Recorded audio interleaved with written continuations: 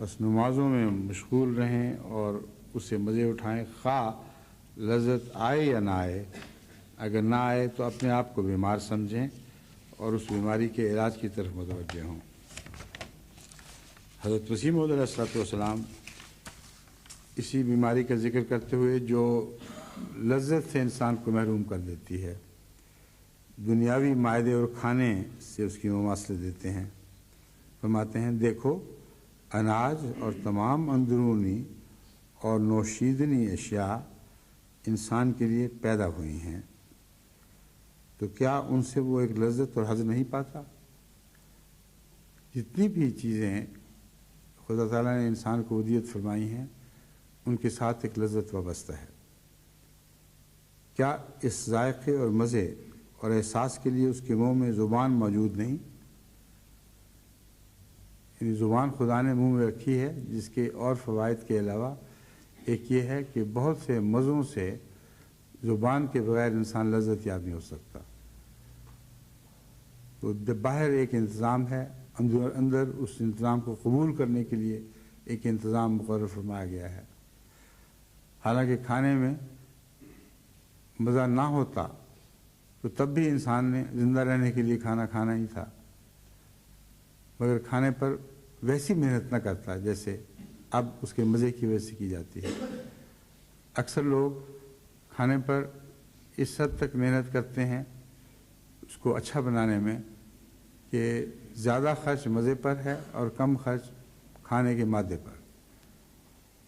وہ کھانا جس سے انسان زندہ رہ سکتا ہے اس پر اگر 5 روپے میں کام بن جائے تو 50 یا 100 خرچ کریں گے۔ یعنی زندہ رہنے کی خواہش کے علاوہ مزے کی خواہش ہے ایک، اور اکثر انسان کو مزے کی خواہش اصل مقصد سے دور بھی لے جایا کرتی ہے۔ اس تجزیہ کا بھی حضرت مسیح موعود علیہ السلام نے انسانی زندگی پر مختلف صورتوں میں اطلاق فرمایا ہے۔ یہ بحث میں بعد میں چھیڑوں، لیکن اس وقت یاد رکھیں مسیح موعود علیہ السلام فرما رہے ہیں، انسان تو کیا اس سے وہ ایک لذت اور حظ نہیں پاتا ہے؟ کیا اس ذائقہ اور مزے اور احساس کے لیے اس کے منہ میں زبان موجود نہیں؟ کیا وہ خوبصورت اشیاء دیکھ کر نباتات ہوں یا جمادات، حیوانات ہوں یا انسان، حظ نہیں پاتا؟ کیا دل خوش کن اور سریلی آوازوں سے اس کے کان محظوظ نہیں ہوتے؟ اب یہ روزمرہ کے ہمارے تجارب ہیں، لیکن کم ہیں جو غور کرتے ہیں کہ ایک خوبصورت نظارے سے ہمیں کیا حاصل ہوا ہے، لیکن ایک لذت محسوس ہوئی ہے۔ جس نے خوبصورتی کا شعور پیدا کیا ہے، جس نے تناسب اور توازن کا شعور پیدا کیا ہے، یا وہ شعور دل میں جو پیدا تھا وہ اللہ تعالیٰ کے حسن کے احساس کی خاطر تھا، اور وہی خالق کا حسن ہے جو تخلیق میں جلوہ گر ہے، اور ہم نہیں جانتے کہ ہمیں کیا حاصل ہوا۔ اپنے گھر میں بیٹھے رہیں، کوئی تکلیف نہ اٹھائیں، اور مصیبت کر کے تکلیف اٹھا کر بوجھ اٹھائے ہوئے بڑے بڑے پہاڑوں پر چڑھائیاں کریں، اوپر جا کر آپ کو کیا ملتا ہے؟